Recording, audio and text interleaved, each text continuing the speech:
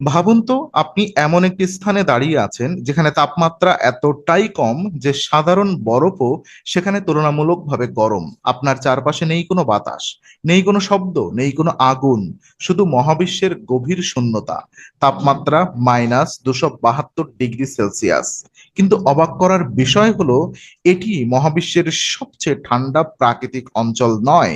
কারণ মানুষ পৃথিবীর একটি গবেষণাগারে এমন তাপমাত্রা তৈরি করতে পেরেছে যা পরম শূন্যের মাত্র 38 পিকো কেলভিনের উপরে। এটি অ্যাবসোলিউট জিরো এর এত কাছাকাছি যে সাধারণ তাপমাত্রার সঙ্গে এর তুলনাই করা কঠিন।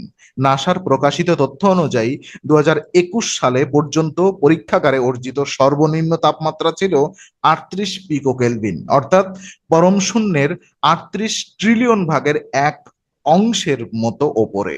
তাহলে মহাবিশ্বের সবচেয়ে ঠান্ডা স্থান কোনটা? সেটি কি মহাকাশের কোনো দূরবর্তী নেবুলা, নাকি পৃথিবীর কোনো ল্যাবরেটরি?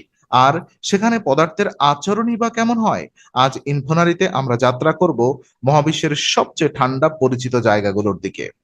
তো আমরা সাধারণত জীবনে তাপমাত্রা মাপি সেলসিয়াসে। পানি জমে 0 ডিগ্রি সেলসিয়াস, পানি ফোটে 100 ডিগ্রি সেলসিয়াস। শীতলতম প্রাকৃতিক পরিবেশে পৃথিবীর তাপমাত্রা -89.2 ডিগ্রি সেলসিয়াস পর্যন্ত নেমেছে। 1983 সালে অ্যান্টার্কটিকার ভস্টক স্টেশনে তাপমাত্রা রেকর্ড করা হয়েছিল। কিন্তু মহাবিশ্বের ঠান্ডার সীমা আরো অনেক নিচে। এটির নাম অ্যাবসোলিউট জিরো, মানে 0 কেলভিন, অথবা -273.15 ডিগ্রি সেলসিয়াস।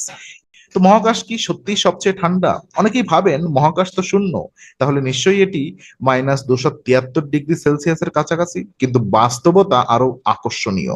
পুরো মহাবিশ্বে এখনো রয়েছে বিগ ব্যাং এর প্রাচীন তাপের একটি ক্ষীণ অবশিষ্টাংশের নাম কসমিক মাইক্রোওয়েভ ব্যাকগ্রাউন্ড বা সিএমবি। আজ এর গড় তাপমাত্রা প্রায় 2.725 কেলভিন, সেলসিয়াসে প্রায় -270.4 ডিগ্রি সেলসিয়াস। তো মহাবিশ্বের সবচেয়ে ঠান্ডা প্রাকৃতিক অঞ্চল প্রায় 5,000 আলোকবর্ষ দূরে, সেঞ্চুরেস নক্ষত্রমণ্ডলের দিকে, বোম্মার্স নেবুলা।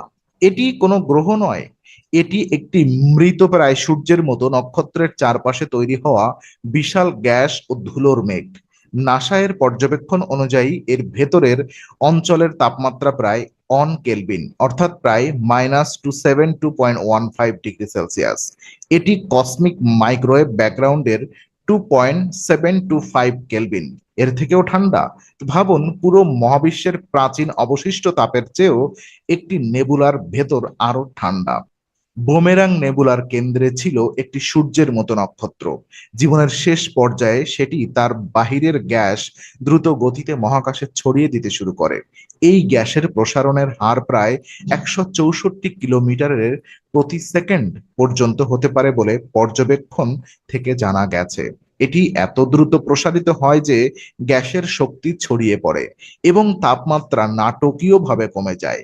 এটিকে অনেকে এটিকে অনেকটা একটি কম্প্রেস গ্যাস স্প্রে বের হওয়ার পর দ্রুত ঠান্ডা হয়ে যাওয়ার মতো ভাবতে পারেন। শুধু পার্থক্য নয়, এখানে পুরো মহাজাগতিক মেঘের আয়তন অবিশ্বাস্য বিশাল। তো মানুষ যদি বুমেরাং নেবুলাতে পৌঁছায়, এবার কল্পনা করুন আপনি একটি মহাকাশযান করে বুমেরাং নেবুলার ভেতরে ঢুকে পড়লেন। প্রথম সমস্যা হবে বায়ুমণ্ডলের সম্পূর্ণ অনুপস্থিতি। আপনি সেখানে পৃথিবীর মতো স্বাভাবিকভাবে দাঁড়িয়ে থাকতে পারবেন না, কারণ এটি কোনো সলিড সারফেস নয়। চারপাশে অত্যন্ত পাতলা দ্রুত প্রসারিত গ্যাস। আপনার স্পেস স্যুট না থাকলে তাপমাত্রার চেয়েও আগে বিপদ হবে। শূন্য চাপ এবং অক্সিজেনের অনুপস্থিতি, মানুষ সেখানে বেঁচে থাকতে পারবে না।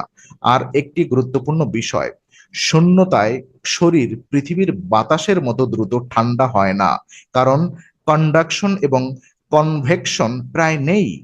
মূল তাপহানি হবে রেডিয়েশন এবং শরীরের বাষ্পীয়ভবন প্রক্রিয়ার মাধ্যমে, অর্থাৎ 1 সেকেন্ডে বরফের মূর্তি হয়ে যাবেন। এটি সিনেম্যাটিক ধারণা, বাস্তব পদার্থবিদ্যার সরল বর্ণনা নয়। তো এখানেই গল্পের সবচেয়ে বড় টুইস্ট, মানুষ কি মহাবিশ্বের থেকেও ঠান্ডা কিছু বানিয়েছে? হ্যাঁ, পৃথিবীর ল্যাবরেটরিতে মানুষ মহাবিশ্বের কোনো পরিচিত প্রাকৃতিক পরিবেশের থেকেও অনেক ঠান্ডা তাপমাত্রার পরমাণুকে ঠান্ডা করতে সক্ষম হয়েছে। নাসা এর cold atom laboratory international space স্টেশনে কাজ করছে।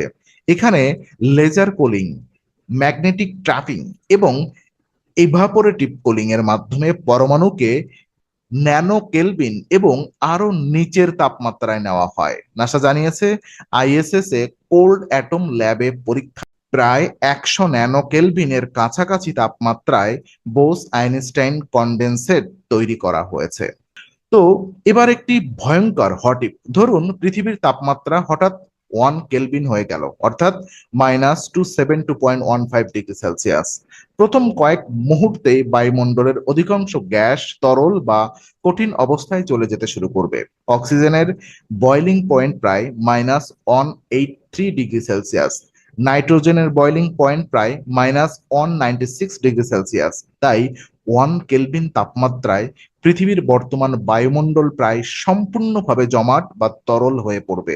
সমুদ্রের উপরিভাগ দ্রুত বরফে পরিণত হবে। জীবনের অধিকাংশ পরিচিত রূপ টিকে থাকতে পারবে না। মানব সভ্যতা কয়েক মুহূর্তেই নয়, কিন্তু অত্যন্ত দ্রুত একটি অস্তিত্ব সংকটে পড়বে। তো এখন প্রশ্ন, আজ যে মহাবিশ্ব 2.725 কেলভিন, ভবিষ্যতে কি এটা 0 কেলভিনের দিকে এগোবে?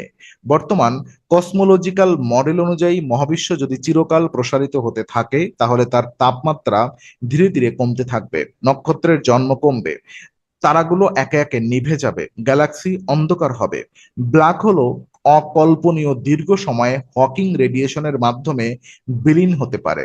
শেষ পর্যন্ত মহাবিশ্ব এমন একটি অবস্থার দিকে যেতে পারে যেখানে শক্তির পার্থক্য অত্যন্ত কম, নক্ষত্র নেই, আলো নেই এবং কার্যকরভাবে নতুন কোনো জটিল প্রক্রিয়া ঘটার সুযোগও খুব কম।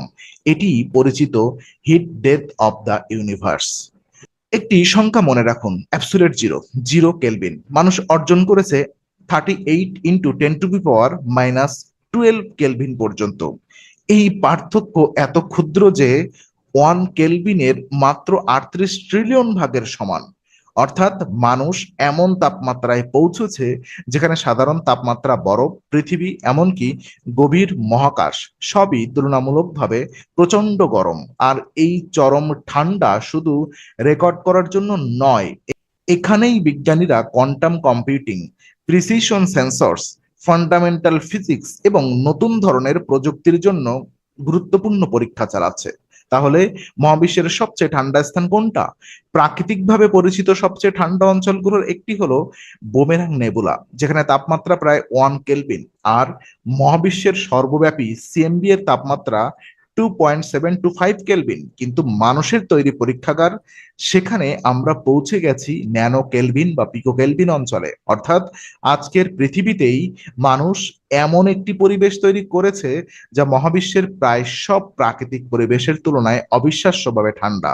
আর সবচেয়ে অবাক করার বিষয়, এত ঠান্ডায় পদার্থ অদৃশ্য হয়ে যায় না, বরং কোয়ান্টাম মেকানিক্সের এমন কিছু নিয়ম প্রকাশ পায় যা সাধারণ তাপমাত্রায় আমরা দেখতে পাই না।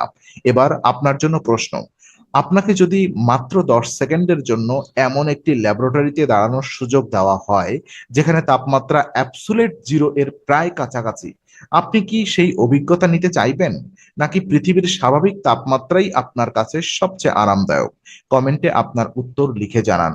ভিডিওটি ভালো লাগলে লাইক করুন, বন্ধুদের সঙ্গে শেয়ার করুন এবং বিজ্ঞান, মহাকাশ ও মহাবিশ্বের এমন আরো বিস্ময়কর তথ্য জানতে ইনফোনারি চ্যানেলটি সাবস্ক্রাইব করে বেল আইকনটি অন করুন, কারণ প্রতিটি রহস্যের আড়ালে লুকিয়ে থাকে বিজ্ঞানের এক নতুন সত্য।